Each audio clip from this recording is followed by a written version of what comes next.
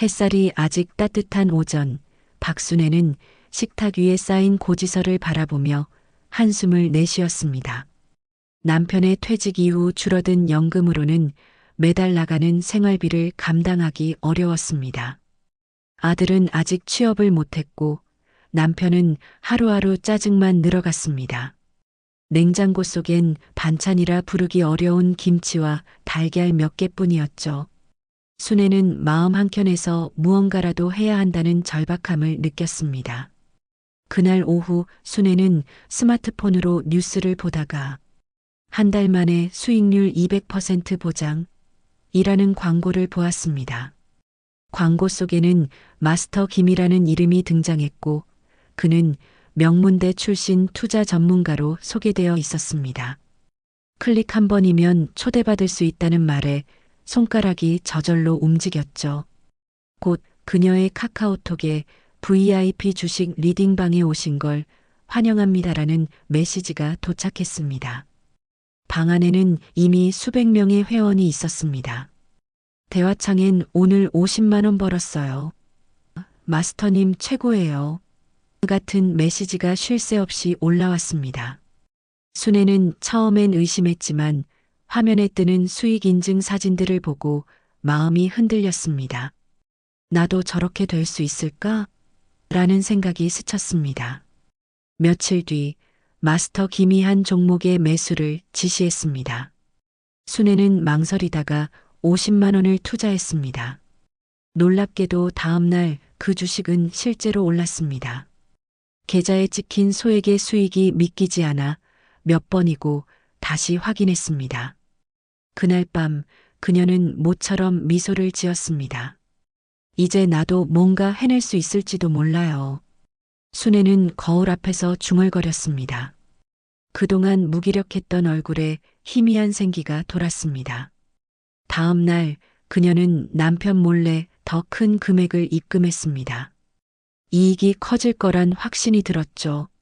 시간이 지날수록 그녀의 휴대폰은 리딩방 알림으로 가득 찼습니다. 마스터 김은 다정한 말투로 이건 확실한 기회예요라며 자신감을 불어넣었습니다. 순애는 매일 새벽마다 장이 열리기 전 휴대폰을 들여다보며 기대에 부풀었습니다. 그러던 어느 날 방 안에서 출금이 안 돼요. 라는 메시지가 올라왔습니다. 하지만 그 글은 금세 삭제됐고 그 사용자는 사라졌습니다. 다른 사람들은 아무 일 없다는 듯 다음 종목 얘기를 이어갔습니다. 순애는 불안했지만 마스터 김의 목소리가 담긴 음성 메시지가 도착했습니다. 걱정 마세요. 조정일 뿐입니다. 곧 큰 수익으로 돌아올 거예요. 그 목소리는 차분하고 자신감에 차 있었습니다. 순애는 다시 안도했습니다. 그녀는 가족에게 이 사실을 숨기며 더욱 깊이 빠져들었습니다. 마치 자신만 아는 비밀 통로를 발견한 사람처럼 매일 알림을 기다렸습니다. 그러나 그때부터 작은 균열이 생기기 시작했습니다. 계좌의 수익률이 조금씩 줄어들고 리딩방의 분위기가 이전과 달라졌습니다. 하지만 순애는 여전히 믿었습니다. 조금만 더 기다리면 다시 오를 거예요. 그녀는 그렇게 스스로를 위로하며 또 한 번 송금 버튼을 눌렀습니다. 며칠이 지나자 박순애의 휴대폰으로 새로운 알림이 도착했습니다. VIP방 초대 수익률 300%의 비밀. 마스터 김은 능숙하게 선택받은 사람만 초대받습니다라고 메시지를 남겼습니다. 순애는 망설였지만 그 말 한마디가 마치 운명을 부르는 신호처럼 들렸습니다. 그녀는 퇴직금 일부를 정리해 가입비 500만 원을 송금했습니다. VIP방은 분위기부터 달랐습니다. 참여자 수는 적었고 모두 선생님 말씀대로 투자합니다라며 충성스러운 반응을 보였습니다. 마스터 김은 자신감 넘치는 어조로 이번 종목은 내부 정보입니다라고 선언했습니다. 순애는 손끝이 떨렸지만 그의 말대로 바로 주문 버튼을 눌렀습니다. 투자금은 총 3천만 원. 그 금액이 그녀의 남은 전 재산이었습니다. 처음 며칠은 주가가 오르는 듯 보였습니다. 순애의 계좌에는 초록색 숫자가 찍히며 그녀는 오랜만에 안도했습니다. 그러나 3일째 되는 날부터 그래프는 급격히 내려가기 시작했습니다. 순애는 가슴이 조여들었지만 방 안에서는 지금은 흔들릴 때가 아닙니다라는 안내문이 올라왔습니다. 사람들은 여전히 믿고 있었습니다. 이상한 낌새는 그 다음 날부터였습니다. 순애가 관리자에게 질문을 보내자 읽음 표시만 뜨고 답이 없었습니다. 채팅창에는 출금이 안 됩니다라는 글이 올라왔지만 이내 사라졌습니다. 순애가 그 사용자의 프로필을 누르자 존재하지 않는 사용자입니다라는 문구가 떴습니다. 그때부터 가슴속에 서늘한 공기가 퍼졌습니다. 그녀는 혹시나 싶어 마스터 김의 프로필을 눌렀습니다. 프로필 사진은 삭제되어 있었고 남아있는 것은 이름뿐이었습니다. 불안감이 급속히 커졌습니다. 계좌를 확인하자 평가 금액은 절반으로 줄어 있었습니다. 그녀는 그제야 남편 몰래 투자한 사실이 떠올랐습니다. 내가 왜 그랬을까? 순애는 손으로 이마를 감싸쥐었습니다. 하지만 곧 지금이라도 다시 오르면 복구될 수 있을 거야라는 희망이 머리를 스쳤습니다. 사람의 마음은 쉽게 절망으로 기울지 않았습니다. 이튿날 아침 순애는 마지막이라는 마음으로 추가 입금을 시도했습니다. 그러나 이체는 실패했습니다. 은행 창구에 문의하자 해당 계좌는 지급정지 상태입니다라는 답이 돌아왔습니다. 순간 눈앞이 하얘졌습니다. 그녀는 급히 리딩방에 접속했지만 방은 이미 사라져 있었습니다. 모든 메시지 기록이 지워지고 참여자 명단도 없었습니다. 휴대폰 화면에 떠 있는 건 존재하지 않는 채팅방입니다라는 문장뿐이었습니다. 순애는 믿기지 않아 몇 번이고 다시 접속을 시도했지만 결과는 같았습니다. 그제야 그녀는 자신이 완전히 속았다는 사실을 깨달았습니다. 고요한 집안에 앉은 순애의 손에서 휴대폰이 떨어졌습니다. 차가운 바닥에 부딪히는 소리가 울렸습니다. 아침 햇살이 들지 않는 방 안은 눅눅하고 어두웠습니다. 박순애는 휴대폰을 붙잡고 다시 한번 카카오톡을 열어보았습니다. 여전히 존재하지 않는 채팅방입니다라는 문구만 뜹니다. 손끝이 떨렸습니다. 이게 꿈이라면 얼마나 좋을까 싶었습니다. 통장 잔고는 0원, 카드 결제일은 코앞이었습니다. 현실은 잔인했습니다. 그녀는 경찰서 민원 창구에 앉아 있었습니다. 창구 직원은 서류를 훑어보더니 차가운 목소리로 말했습니다. 해외 서버를 이용한 사기일 가능성이 높습니다. 추적은 어렵습니다. 순애는 그 말을 이해하지 못한 듯 멍하니 앉아 있었습니다. 손에 쥔 진술서가 구겨졌습니다. 직원은 무표정하게 다음 민원인을 불렀습니다. 집으로 돌아오자 남편이 기다리고 있었습니다. 그의 얼굴에는 분노와 허탈이 뒤섞여 있었습니다. 당신 지금 뭐 한 거야?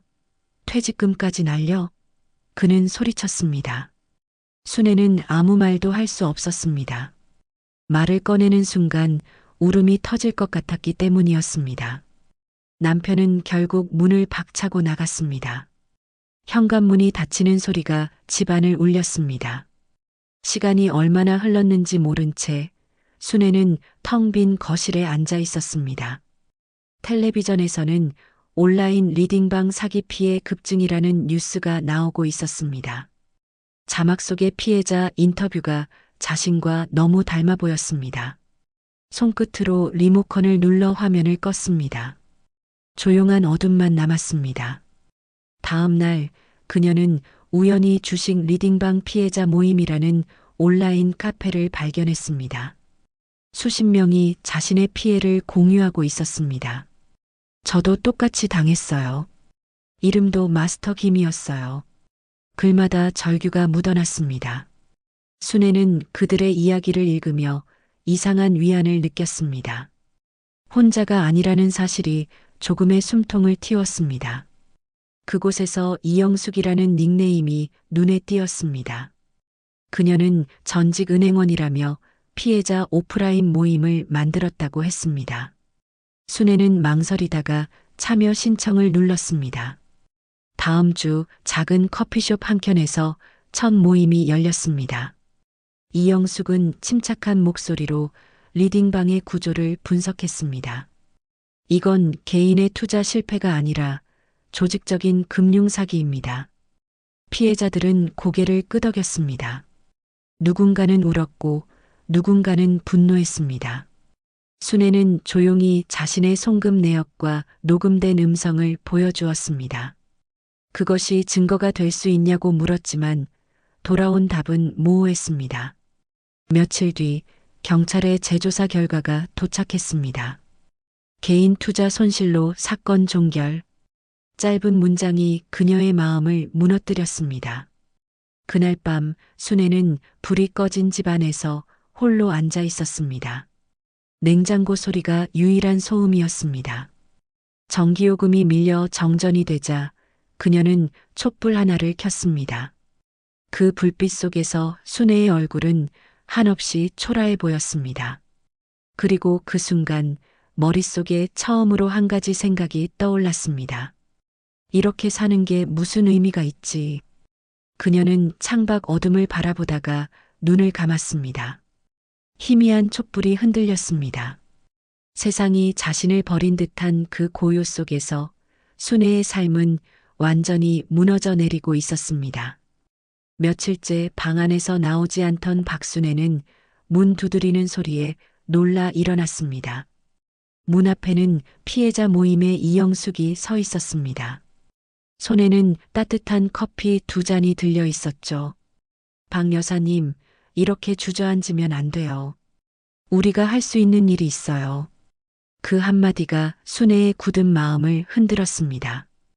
이영숙은 피해자들이 모은 송금 내역을 펼쳐 보였습니다.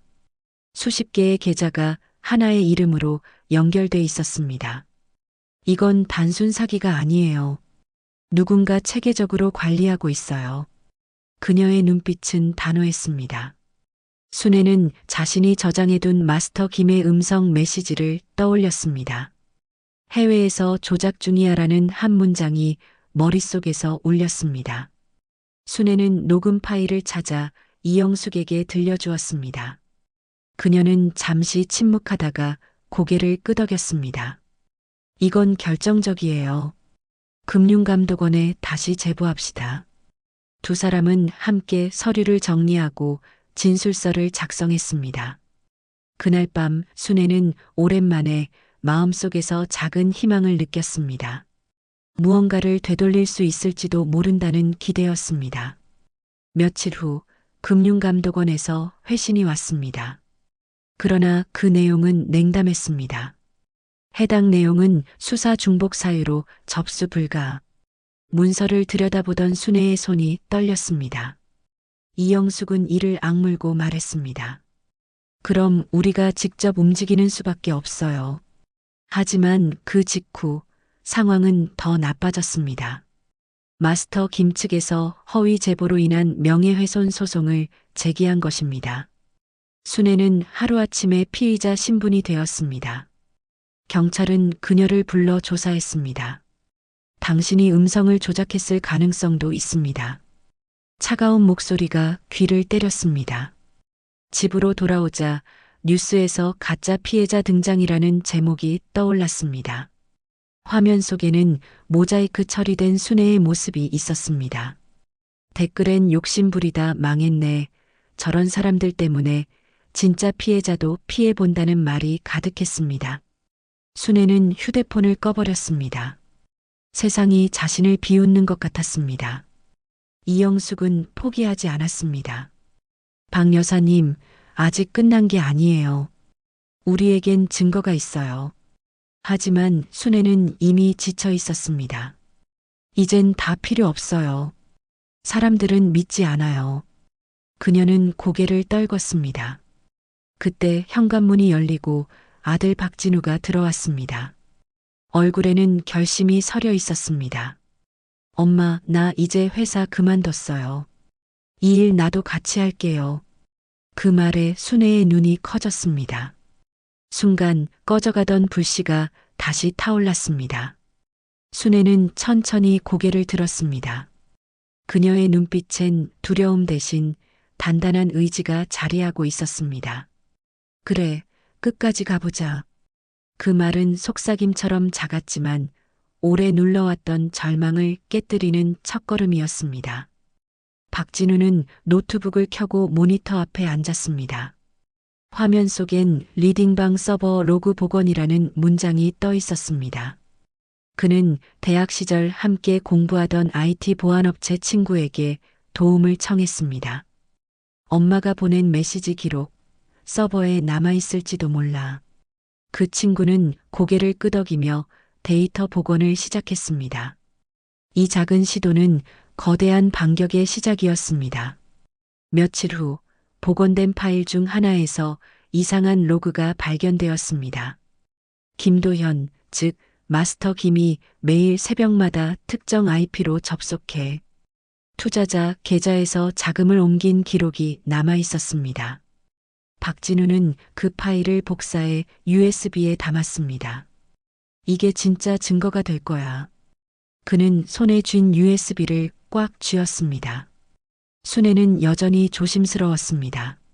진우야, 괜히 너까지 위험해질 수도 있어. 하지만 진우는 단호했습니다. 이제 도망치지 말자. 엄마가 피해자라는 걸 증명해야 해. 그의 눈빛에는 확신이 있었습니다. 순애는 천천히 고개를 끄덕였습니다. 이영숙은 변호사를 통해 피해자 집단 소송을 제기했습니다. 서류는 두꺼웠고 서명한 사람만 100명이 넘었습니다. 언론에서도 다시 관심을 보이기 시작했습니다. 국내 최대 리딩방 사기, 피해자들 집단 소송 제기. 뉴스 자막이 지나가자 순애는 조용히 눈을 감았습니다. 그제야 자신의 싸움이 헛되지 않았음을 느꼈습니다. 며칠 후 검찰이 재수사를 개시했습니다. 수사관들이 박진우가 제출한 로그 파일을 확인하자 김도연의 계좌에서 수십 명의 이름이 연이어 등장했습니다. 검찰은 즉시 체포영장을 청구했습니다. 그리고 공항 출국 심사대에서 김도연이 붙잡혔습니다. 그 소식이 전해지자 피해자 모임은 눈물을 흘렸습니다. 드디어 잡혔대요. 이영숙이 울먹이며 말했습니다. 순애는 조용히 그 말을 들었습니다. 마음 한구석이 무겁고도 후련했습니다. 하지만 아직 끝나지 않았다는 걸 알고 있었습니다. 며칠 후 열린 재판에서 순애는 증인석에 섰습니다. 손에는 녹음기와 USB가 들려 있었습니다. 판사가 발언을 허락하자 그녀는 침착하게 마스터 김의 목소리를 재생했습니다. 이번엔 큰돈 들어옵니다. 그걸로 정리하세요. 법정안이 조용해졌습니다. 피고석에 앉은 김도연은 냉소적인 미소를 지었습니다. 그러나 뒤편에 앉은 조직원이 시선을 피하며 고개를 숙였습니다. 그 순간 검사 측이 피고인의 공범 진술서가 확보되었습니다라고 외쳤습니다. 공범이 모든 사실을 자백한 것입니다. 법정은 술렁였고 기자들의 카메라 플래시가 번쩍였습니다. 순애는 그 속에서 담담히 앉아 있었습니다. 오랜 시간의 두려움과 분노가 조금씩 사라지고 있었습니다. 그날 밤 법정 밖으로 나온 그녀는 하늘을 올려다보았습니다. 바람이 얼굴을 스쳤습니다. 끝까지 버티길 잘했어요. 그녀의 입에서 나온 그 말은 스스로에게 건네는 위로이자 새로운 시작의 선언이었습니다. 법정안은 숨이 막힐 정도로 조용했습니다. 박순애는 증인석에 앉아 손에 쥔 종이를 꼭 쥐고 있었습니다. 몇 달간 이어진 재판의 마지막 날이었습니다. 그녀의 앞에는 김도연이 차가운 표정으로 앉아 있었습니다. 그 시선이 마주칠 때마다 심장이 쿵 하고 내려앉았습니다. 그러나 오늘만큼은 피하지 않기로 마음먹었습니다. 검찰 측은 새로운 증거를 제시했습니다. 피해자들의 송금 내역, 복원된 서버 로그, 그리고 마스터 김의 음성 녹취, 스피커에서 흘러나온 그의 목소리는 법정의 공기를 얼어붙게 만들었습니다. 이번 건은 곧 정리됩니다. 투자자들 모르게 처리하세요. 판사의 눈썹이 미세하게 움직였습니다. 순애의 손끝이 떨렸지만 그녀는 고개를 숙이지 않았습니다. 재판정에는 피해자들이 가득했습니다. 이영숙은 뒷자리에 앉아 순애를 바라보며 두 손을 모았습니다. 모두가 그 순간을 기다리고 있었습니다. 김도연의 변호인은 끝까지 투자 실패일 뿐이라 주장했지만 공범의 자백서가 공개되자 그의 얼굴빛이 변했습니다. 판사는 차분히 판결문을 읽기 시작했습니다. 피고 김도연에게 징역 12년을 선고한다. 순간 법정 안에 탄성이 터졌습니다. 몇몇 피해자들은 눈물을 흘렸고 누군가는 조용히 손뼉을 쳤습니다. 순애는 아무 말도 하지 않았습니다. 단지 숨을 고르며 판사의 말을 끝까지 들었습니다. 그녀가 법정을 나서자 기자들이 몰려들었습니다. 박 여사님, 한 말씀만 해주세요. 카메라 플래시가 번쩍였습니다. 순애는 잠시 말을 멈췄다가 짧게 대답했습니다. 이건 제 싸움이 아니라 우리 모두의 싸움이었어요. 목소리는 떨렸지만 또렷했습니다. 며칠 뒤 뉴스에서는 국내 최대 리딩방 사기 사건 종결이라는 헤드라인이 연일 보도됐습니다.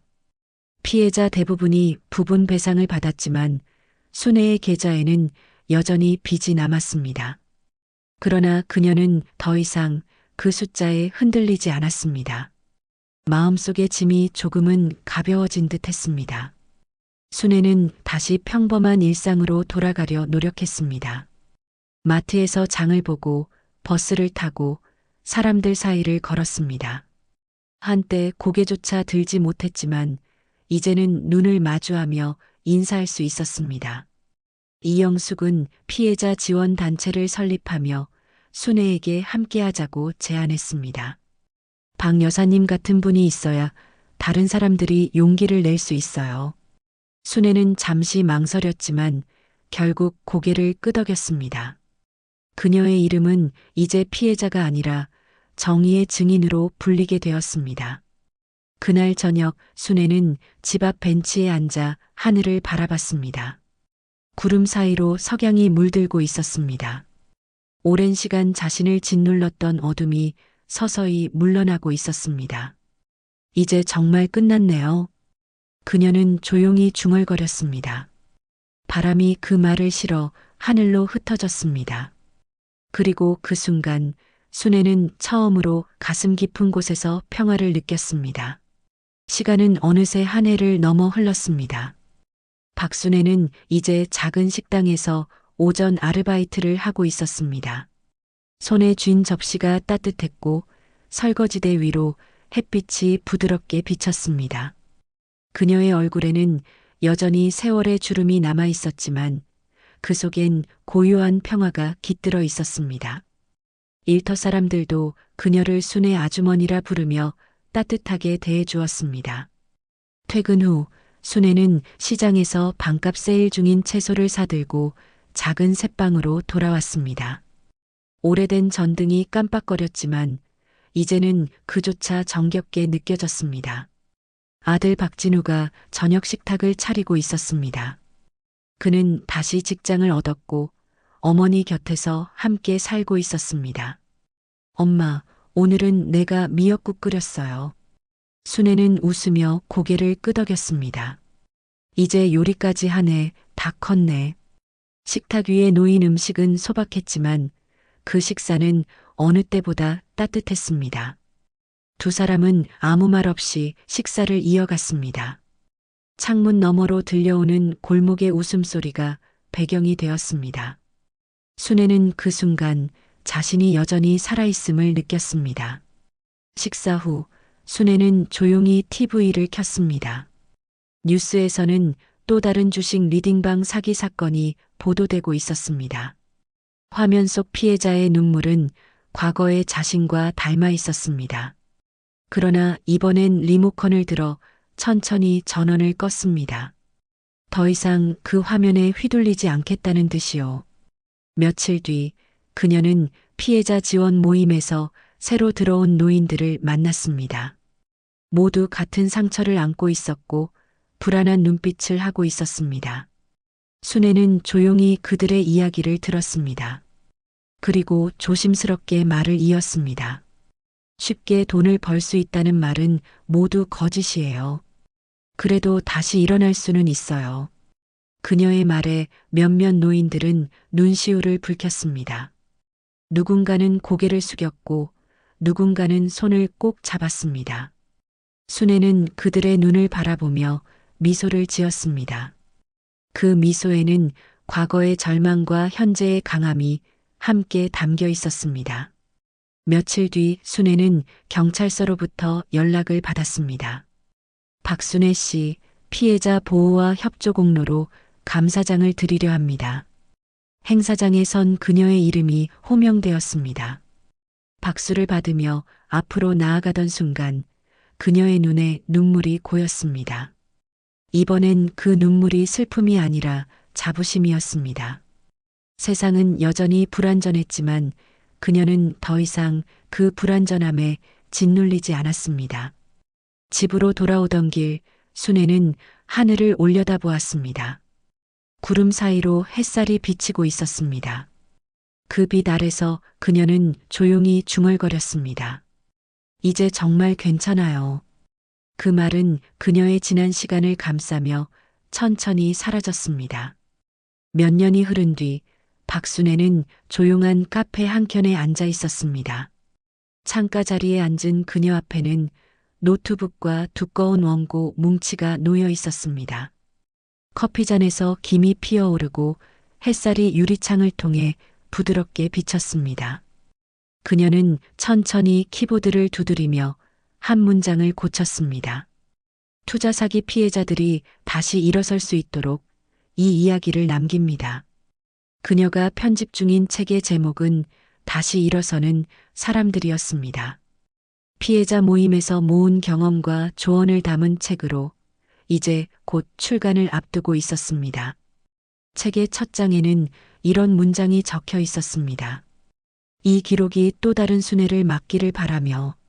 글자를 바라보는 그녀의 눈빛은 단단하고 고요했습니다. 카페 안에는 잔잔한 음악이 흘러나왔습니다.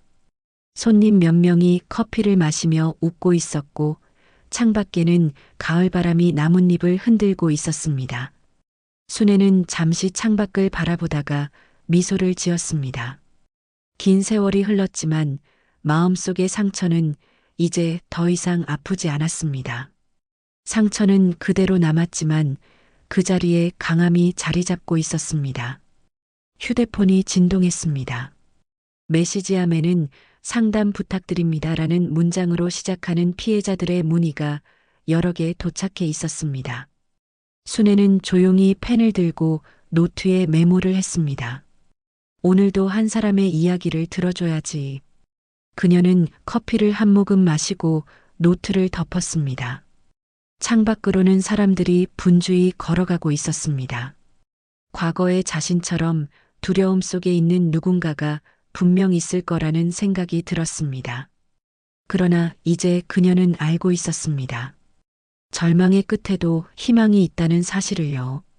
카페를 나서며 순애는 가방 속에서 감사장을 꺼내 잠시 바라봤습니다.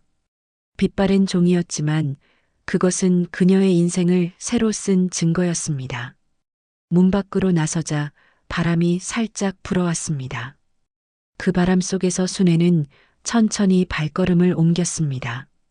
햇살이 따스하게 내려앉은 거리에서 그녀의 그림자는 길게 늘어져 있었습니다. 그 그림자는 더 이상 외로워 보이지 않았습니다. 박순애는 고개를 들고 하늘을 올려다보았습니다. 파란 하늘 위로 흰 구름이 천천히 흘러가고 있었습니다. 이제 정말로 괜찮아요. 그녀는 조용히 중얼거렸습니다. 그 말이 바람에 실려 사라지자 순애는 다시 미소를 지으며 걸음을 옮겼습니다. 그리고 그렇게 한때 무너졌던 여인의 인생은 다시 평온한 빛 속으로 들어가고 있었습니다.